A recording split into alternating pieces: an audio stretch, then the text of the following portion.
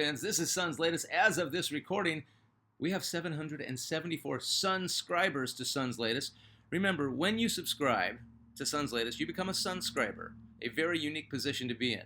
Way better than a subscriber who wants to be a sub, right? We all want to be Sunscribers. Thank you very much for commenting and subscribing and keeping this whole dialogue going, because the season has started and I don't care what anybody else says, and neither should you.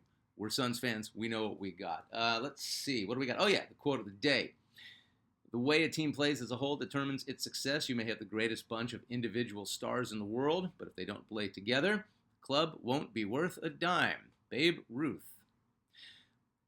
That's kind of cool, coming from arguably the greatest individual baseball player and one of the greatest athletes of our time. Does it remind you of a team possibly from last year that wore purple and orange? I don't know. I can't think of a single one. Hey, a book alert. I meant to get to this recently, but author Aaron Weitzman, who I heard interviewed on who's it? There's a new dude. I can't remember his name. Guy who does great interviews in the vein of Dan Patrick. Author Aaron Weitzman, who wrote a really good book about the process Philadelphia 76ers when they were drafting Ben Simmons and Markelle Fultz and Joel Embiid, and look where that got him. That book was called Tanking to the Top. And that's a really, really good analysis on tanking and the repercussions of it and what it means and why it's allowed and why it shouldn't be and all the possible arguments for that. But he wrote a new book about the Lakers, the hated Lakers, that focuses on the LeBron era, called A Hollywood Ending, the Dreams and the Drama of the LeBron Lakers. This book takes from over 250 interviews, podcasts, and articles, and there's a lot to learn about LeBron. And as his career comes to an end, so many more books and so many more insights about LeBron James keep coming out, and I gotta tell you, they're not all very flattering. You probably already thought a lot. You probably already knew a lot of things about him, but there's more to it. There's so much more to it. The book takes over. I respected the Lakers for a minute in the 80s when Magic, Kareem, and Worthy were solidifying the Showtime dynasty, and even though they were trouncing our Suns and knocking us out of the playoffs every year, you had to respect the way that they played. I didn't like the Kobe Shaq Lakers. I know they were great. I know that's like the most recent generation is like, no, my God, that was the most dominant team. They were. I think I'd had my fill of Lakers by then. I had my fill as a Suns fan. But I never liked the LeBron Lakers. I never loved LeBron. I respect him as a player. I don't think he's the GOAT. I don't think he ever will be. And I honestly think there's an argument for him not even being in the top 5. That's one guy's opinion. But I did like it when he returned to Cleveland. That was a good story, and he was easy to root for then. So anyway, new book is out. I don't know if I'm going to get it.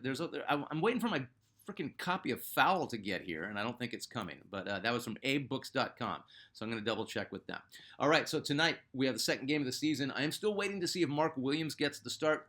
In the season opener against the Kings, he was projected as the starter.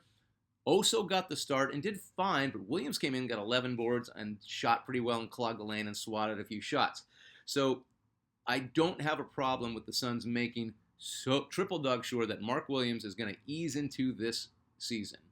They cannot afford to have Williams screw things up. I know we got Oso.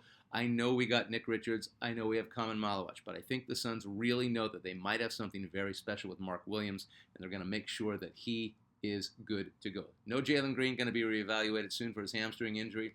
I think it's really good right now that we do not have Jalen Green as a starter or even on the team, and that's not a rip on Jalen Green.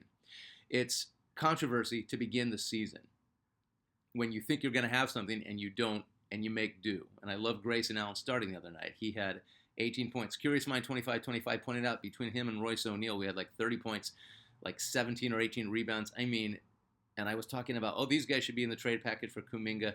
I might be wrong, although Kuminga had a really strong opening game for the Warriors. So there's positive and negative arguments for all of that stuff, but it was really cool to have Grayson Allen and Royce O'Neal. Royce O'Neal made the go-ahead basket with 10:31 the other night. So, don't look past these two savvy and really solid veterans that the Suns probably need right now with all the young guys. Speaking of young guys, Ryan Dunn improving every aspect of his game every time I see him play. 10 rebounds the other night. Really excited for Ryan Dunn, probably as much as any Suns player, and he gets lost in the shuffle even though he's starting, even though people are kind of focusing on him, but there's so many new faces, and Dylan Brooks is making such a great impact defensively and getting in people's jerseys. So there's all this buzz, but Ryan Dunn slowly but surely goes about his game, and he's getting better. The Clippers, who for some reason every basketball analyst predicts will be really good, got pasted by the lowly Utah Jazz, 129-108 in their opener. They look confused. Kawhi was pedestrian. Their leading scorer was Ivica Zubac, who last year made an all-star turn. If he stays healthy, he's got a shot. He got really good. He was always talented, but he seems to have put it all together. He had 19 for the Clippers, and I've always liked him. I liked him when he was on the Lakers before anybody knew who he was. The Jazz had 38 assists and shot 55% from the field. Bradley Beal had a game-changing 5 points in 20 minutes for the Clippers. New Clipper additions, John Collins and Brook Lopez, had good games off the bench. Look for the Clippers to come out hungry in their season opener in the Intuit Dome in Los Angeles tonight. And you can watch it on NBA League Pass. There may be YouTube TV, but I don't think so. I think this is a League Pass game. It's definitely not on the national spotlight right now. So that's what we got tonight. I will probably get back to you on Monday, and we'll talk about the game, win or lose. We're going to have to talk about losses as well as wins, but I'm still kind of flying high over the win over the Kings in the home opener. All right, let's get to your comments. Michael J-4FY. Hey, Rich, what an exciting come-from-behind win for the Suns against the Kings. When Booker was missing at first, I didn't think they would win. Yeah, Book got off to a slow start. I didn't know that Paul Westphal and Ricky Sobers didn't get along. Make it very clear. They didn't hate each other. They were kind of similar. Even though Ricky Sobers was a point guard, they kind of had similar styles of play. They were aggressive, and it just wasn't right, even though Sobers had a really good Game 5. But I failed to mention, for most of the finals, even though Ricky Sobers was starting, he probably did what he was supposed to do and take a backseat to Westphal. It seems like he disappeared, but he played some good hard-nosed defense. He did what he could. But yeah, they weren't the right fit. That's all it was. I saw that triple overtime on TV as a teenager in Phoenix. I saw it when I was 70. I was 11, and I cried when they lost. Yeah, and I'm proud to admit it. The most exciting game I ever saw. The most exciting game any of us have ever really seen. If I remember right, Alvin Adams and Curtis Perry were good in those games. Man, that 76 starting five, holy crap. What a great team. And it's still an underrated team. They did so much with a bunch of guys that were thrown together, 2 rookie starters. My God. I saw Connie Hawkins as a kid in the Coliseum. So did I. I think we're the same person. Am I just reading my own biography? But they were not that good back then. They had one good year with Connie Hawkins. They made it to the semifinals in Hawkins' first year. And how about Mark West and leaving Larry Nance? How about him? Yeah. I think, yeah, we did Larry Nance as a legend of the day. Mark West is coming up. He might even be a Hustler. He might even make the Hustler Award, a Hustler OTD. I'm not sure. Well, it was really cool that the Suns came behind in that game. Lots of potential with the new group. That 76 finals team is still underrated to this day. Stephen Koshel, I think I got your name right because I think today you commented Kochel or Koshel. I'm gonna go back and I'm never gonna mess it up again. But we got to move on. You can be a fan of a team regardless of where you live. Oh, this has to go back to, I think, 2 Suns latest ago when Suns commenter Ron decided to get up in my grill about my take on KD. And we had a good back and forth. Metallica joined in on that too. Remember, nothing was really terrible. He got on my case for not living in Phoenix anymore. So you're calling me out and saying I'm probably not a fan. And it's like, my man, the world has gotten a lot bigger and a lot smaller at the same time. And I have lived in Los Angeles longer than I have lived in Phoenix. And I have never once rooted for the Lakers, ever. My favorite teams are the Suns and who's ever playing the Lakers. You can be a fan of a team regardless of where you live. It's back to Steven's comment. A majority of these fans spew this type of rhetoric, but if you ask them who they support in the NFL, 95% from Arizona will not say the Cardinals, but are Suns and Diamondback fans. Looking forward to the game tonight. This is a comment from the day ago. Can't wait to see this rookie class and what they can provide. Love the show. Thank you, Steven. That's a very well thought out and a really smart response to somebody like Ron. I'm not going to rip on Ron anymore. He had a legit gripe, and that's cool. Calling somebody out for their loyalty is not cool, and I addressed it, and I'm cool now. See, look how cool I am. No, everything's fine. Arizona Living FF, 100% accurate. You agree with Steve, so do I. Doug Drew, how are you, sir? Grew up in Tempe. The teams I live and die by are the Suns, Cardinals, and Diamondbacks, and the Coyotes once upon a time. God, yeah, Coyotes. I don't choose the teams I think are going to win. I live in Washington State now. Never going to not root for my teams, even when we play crappy. Now that is a loyal Suns fan. Right on for you, man. Priya Erickson, I think this is a new commenter. Welcome. Longtime Reds fan. Watched Johnny Bench play at 19. Been a Suns fan since the beginning. We'll be watching the first game tonight. These are comments from the other day. Remember, these are recorded. I'm not live. Mm-hmm. Uh, I had a quote from Johnny Bench who said he was thinking about unretiring, but then he threw out his back vacuuming or something like that. And there are still so many diehard Big Red Machine fans. And the Big Red Machine and the Vita Blue, Salbando? No. Vita Blue and Raleigh Fingers Oakland A's were the teams that I remember as a kid growing up because I didn't have the Diamondbacks as a kid. I left Phoenix long before the Cardinals and the Diamondbacks got there. So I don't really have a point of reference or feel that I need loyalty to them because even though I was born and raised in Phoenix and Glendale. I was actually born in Glendale at St. Joe's, but raised in Phoenix. But my loyalty is to the Suns. Michael Lockhart. Hello, sir. I think you're a new commenter. Welcome to Suns Latest. And hopefully you will turn into one of the Sunscribers.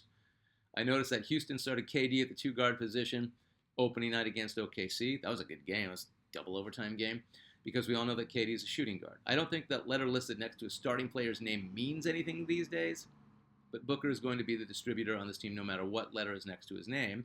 It's Book's team to direct. Well, yeah, it's just a formality. It's like the lineup card in baseball. It has to be given to the umpire at a certain point in time. But it's Book's team to lead, not necessarily be the main distributor. He will be. He's going to get 5 to 7 assists a game. He can do that now. That's kind of part of his game as our shooting guard. But it's Book's team to lead. I'd rather see Gillespie or Jordan Goodwin or Jalen Green direct the team in the capacity of playing point guard. But it is Book's team to lead. The Cattle Dog. Hello, sir. I know fans of the Suns from England to New Zealand. Ron sounds like a know-it-all bozo. Okay, hey, I'm just reading a comment, Ron, if you're still watching. We are done ripping on Ron. Rod made a point. Ron said what he had to say. I got back in Ron's grill. We're done. It's all good. The guy had a legitimate point about my take on KD. We're fine. Paul Westphal was a great player who was way underrated. I will still say this. Paul Westphal, arguably one of the most underrated superstars of all time. And I don't say underrated player, superstar. When you go 3-time All-NBA first team and are considered the best all-around player in the game, regardless of position, and you don't get your name mentioned in the all-time greats, that's BS. Paul Westphal, when they did the top 50 a billion years ago, Westphal should have been in there before Shaq. Excuse my French. No Fred VanVleet to facilitate. This is my response to Mr. DiCasso. Him and KD were supposed to be a good match. Fred VanVleet is out for the season, so it'll be a minute before KD and the Rockets mesh. I think their rookie backup point guard is a guy named Reed, who looked very lost. To be fair, KD, and this isn't a rip, but KD screwed up, got in the air, called himself out on getting up in the air when SGA was trying to make a last-second shot. So KD called himself out and said he lost the game for his team. It's happened to the greatest players ever. Hammer, I'm tired of ripping on KD. I just want to see what happens now. I'm more interested in the Suns. I'm lying. I'll rip on KD all year, even though I love him. Okay, Hammer Don, PHX. Hello, sir. I'm wondering which franchise is going to be smart enough to pick up Jared Butler for next to nothing. Yeah. So I'm not really liking these learning opportunities. That's totally fair. I get it. I mean, yeah, Jared Butler had one really good preseason game, and then he was pretty steady. I think it just came down to defense and what we could do in the two-way contracts and what we were kind of set in motion to do. I also want to think that Jordan Ott knew who he was and wanted to make a good impression on him. So maybe if Jared Butler, God forbid one of our guys goes down, Jared Butler may lean toward rejoining the Suns if he can. I have a feeling he's going to get to the Pacers or the Bucks might pick him up. I don't know. I just have this weird feeling, or maybe the Heat. I mentioned the Heat because I wanted to tell you this. Miami Heat guard Terry Rozier was released from jail on yesterday, after putting up $6 million. After putting up his $6 million Florida home as collateral to pay his bond. Rozier walked into the court handcuffed and shackled at the ankles. He was wearing a Hornets sweatshirt during his appearance. That was the last team he played for. Him and Blazers coach Chauncey Billups arrested in the big old gambling scheme, and they have indefinite leave of absence enforced by the NBA until this is cleared up. But yeah, this is a real bad time for these guys and bad for the NBA. I'm going to read your quote now, Hammerdon, because I already did a quote. Let's see. Be a sponge. Spend as much time as possible with people who truly know their craft and be a great listener. That is how you learn. Jerry Colangelo. I love that quote, not only because it's a great quote, but Sponge is the name of my cat. All righty, moving on to the Suns' legend of the day. Somebody mentioned fourth quarter Frank, and we're going to do it. This whole Hustler edition, Gritty Players, was thought up by Sun's latest Sunscriber and commenter, Nevetsov. So I'm always going to give this person credit. I don't know if you're male or female because Nevetsov is kind of ambiguous. 6-6. Oh, I'm sorry. It's not Frank Johnson. We already did Frank Johnson. This is my fault. Frank Johnson was yesterday. I just had Frank Johnson on the brain. Today's is a trip because this guy barely played for the Suns, but he left a huge impression on me. 6'6", 225 pounds, a small forward out of Cal State Fullerton, Mike Niles. Does anybody remember Mike Niles besides me? Curious Mind 2525, I'll guarantee you remember Mike Niles. Drafted by the 76ers in 79, never played for him. Suns pick him up. He plays 44 games in 80 and 81. He was literally our 12th man. He was almost like not part of the team. He was there. You saw him. He was a rock. He was a great athlete. He wasn't a great basketball player, but he got into games when the Suns were getting blown out, or if the Suns were blowing somebody out, the chants would start midway through the fourth quarter. Niles, Niles, Niles. And the Madhouse and McDowell would go crazy wanting Mike Niles to get in. All 12,660 would go nuts. He was another Suns player who was really, really cool. He would let you rebound. He would hang out after practice. He would talk to you. I had more than a few one-on-ones talking to this guy when I was a little kid. After practice, the main conversation I remember having with him was, go back to that. We talked about dunking because his dunks were ferocious. He's a powerful guy. But he was practicing threes one day, and I was rebounding for him. And he said, see this shot? And I said, yeah. And the three was new. The three was novel. He said, way more effective than a dunk. Dunk is demoralizing, but that might motivate another guy to get back at you. A three is just a long-range bomb. And he said psychologically it puts in your opponent's head, it's like, well, that ain't going to happen again. So they kind of blew it off. So he was constantly working on his threes. He said dunking was more about getting open, and then what kind of dunk were you going to do in the game, which was rare, far and few between. But try to remember, the three-point shot was really novel, and it was introduced the year before Mike Niles became a pro. It came in 1979. Chris Ford of the Boston Celtics, the first NBA player to hit a three-point shot, FYI trivia. So it wasn't used much. It wasn't considered strategy. It was a joke. It came over from the old ABA. So other than Larry Bird, barely any front court players would take a three. And there weren't a whole lot of long-range bombers. I think downtown Freddie Brown was still with the Sonics.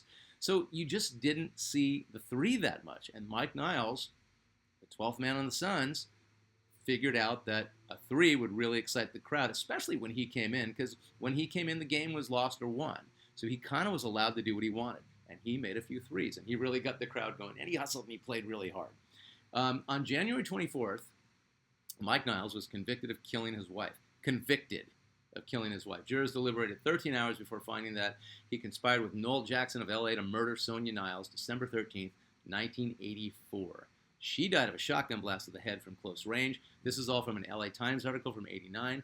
A separate jury convicted Jackson of murder, and the prosecution contended that Niles arranged to pay Jackson $5,000 to kill Sonia, planning to get the money from a $100,000 life insurance policy. Each man accused the other of murder in court. A witness testified that Niles said he wanted his wife killed because, quote, she messed me out of money from basketball. The jury found a special circumstance of murder for financial gain, so the death penalty could be imposed. Mike Niles played 44 games for the Suns, and then he played in the CBA. I don't know what money he was talking about. This was 1980. He wasn't making a mint. So I read an obituary that had Michael Niles passing away on May 22nd, 2011, but the birth date didn't match up with Mike Niles of the Suns. So I cannot find anything else about Mike Niles. The articles in the '89 LA Times dead end there. But a few sources, one's Wikipedia and the others are like his basketball bio, say that he is still alive. But I don't know. Does anybody know where the hell Mike Niles is? I'm assuming he's not in Arizona anymore. Anyway, Mike Niles was your Suns legend of the day, asterisk hustler of the day. I appreciate you watching. Go Suns tonight against the Clippers. We'll talk about it on Monday. Become a Sunscriber whenever you feel like, and thanks for watching.